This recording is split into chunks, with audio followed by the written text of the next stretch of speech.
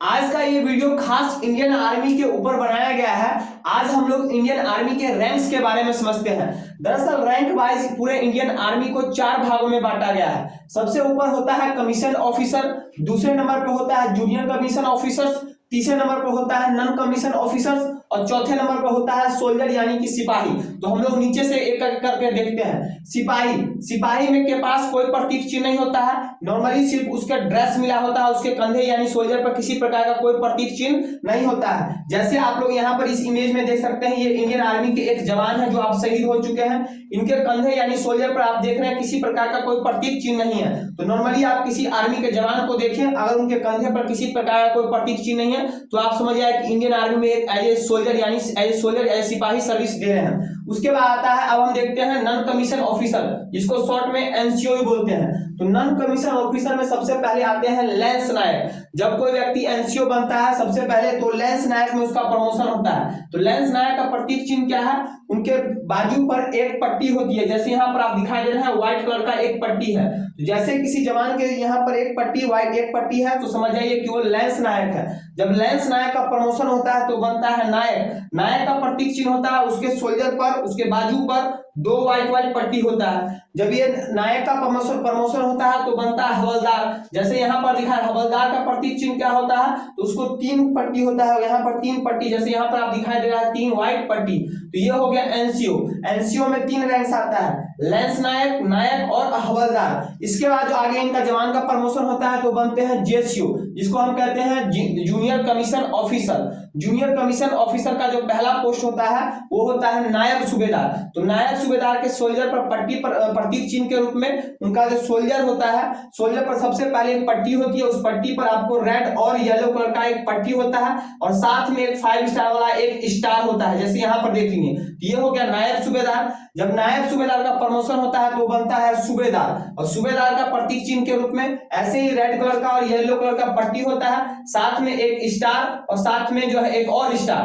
तो इनको मिल गया 2 स्टार। और जब सूबेदार का प्रमोशन बनता है तो बनते हैं सूबेदार मेजर। सूबेदार का मेजर का प्रतीक चिन्ह के रूप में ऐसे ही रेड और व्हाइट कलर का एक पट्टी होता है और साथ ही साथ में इन विभाग का राष्ट्रीय चिन्ह अशोक स्तंभ होता है। तो ये हो गया आपको नायब सूबेदार, सूबेदार और सूबेदार मेजर। जब सूबेदार मेजर के बाद किसी का प्रमोशन होता है तो बनते हैं ऑर्डिनरी लेफ्टिनेंट। जैसे यहाँ पर दिखाई दे रहा है ऑर्डिनरी लेफ्टिनेंट, इनको मिलता है इनके सोल्जर पर 2 स्टार, जैसे यहाँ पर एक स्टार ये एक स्टार ये, लेकिन इनको जैसे ये 2 स्टार मिलता है तो इनके साथ ये जो पट्टी मिला रहता है ये पट्टी इनके से हट जाता है। जैसे यहाँ पर आप देख रहे हैं ये पट्टी, यहाँ पर ये पट्टी आप देखने को नहीं मिलेगा, ये पट्टी हट गया है। उसके बाद जब ये ऑर्डिनरी लेफ्टिनेंट का प्रमोशन होता है तो बनते हैं ऑर्डिनरी कैप्टन। जैसे यहाँ पर आप दिखाई दे रहे हैं ऑर्डिनरी कैप्टन बन गए, तो इनको 3 स्टार मिलता है। ये नॉर्मली आपको बहुत ही कम लोगों को मिलता है। जो भी कोई सैनिक जब आपको बहुत ही अच्छा काम करता है सेना में तो राष्ट्रपति द्वारा जो है सम्मान के रूप में इनको एक पोस्ट दिया जाता है, ऑर्डिनरी लेफ्टिनेंट और ऑर्डिनरी कैप्टन। तो यहाँ पर आप देख रहे हैं ऑर्डिनरी लेफ्टिनेंट और ऑर्डिनरी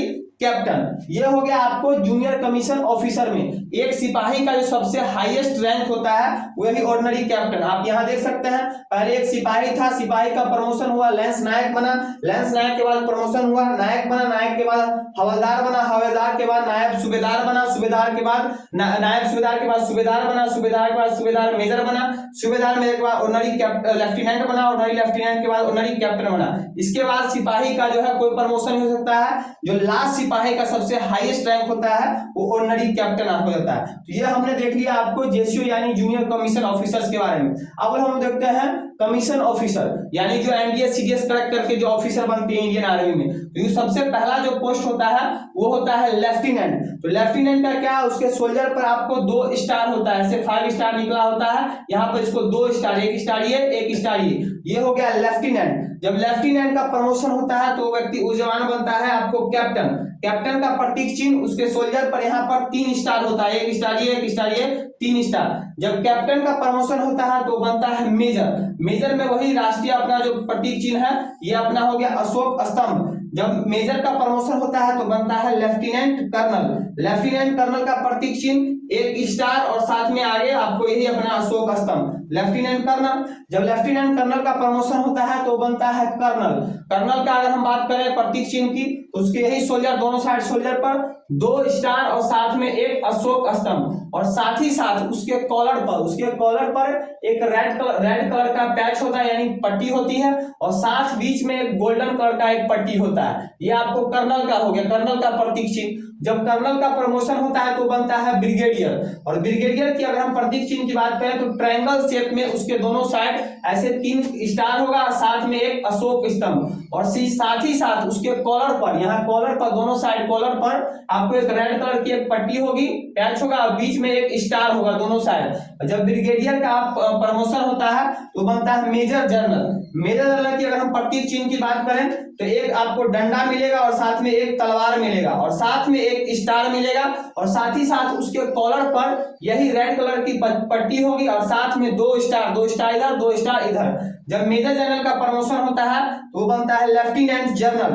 लेफ्टिनेंट जनरल की अगर हम प्रतीक चिन्ह की बात करें तो वैसे ही एक तलवार होता है, एक डंडा होता है, साथ में अपना अशोक स्तंभ, और साथ ही साथ उसके कॉलर पर ऐसे ही रेड पट्टी और 3 स्टार होता है। जब लेफ्टिनेंट जनरल का प्रमोशन होता है तो बनता है जनरल, और जनरल के अगर हम प्रतीक चिन्ह की बात करें तो एक तलवार होता है, एक डंडा होता है, एक स्टार होता है, साथ ही साथ अशोक स्तंभ, और साथ ही साथ उसके कॉलर पर 4 आपको स्टार देखने को मिलेगा, दोनों साइड रेड पट्टी मिलेगी और उसके ऊपर 4 स्टार। और जब ये जनरल का प्रमोशन होता है तो बनता है लास्ट में इंडियन आर्मी का जो पोस्ट है फील्ड मार्शल। फील्ड मार्शल की अगर हम प्रतीक चिन्ह की बात करें तो ऐसे आपको एक अशोक स्तंभ मिलेगा, और साथ में आपको एक तलवार, एक डंडा और एक फूल माला जो है साइड से इसको घेरा रहेगा। तो ये इंडियन आर्मी का लास्ट पोस्ट होता है फील्ड मार्शल।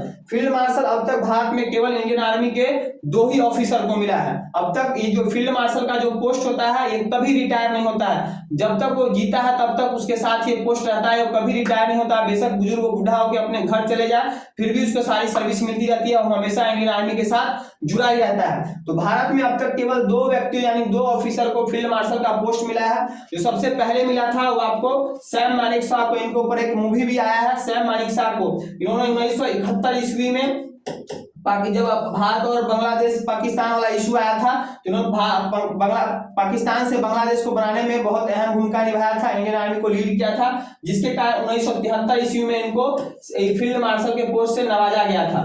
दूसरा जो मिला था आपको के.एम. करियप्पा को।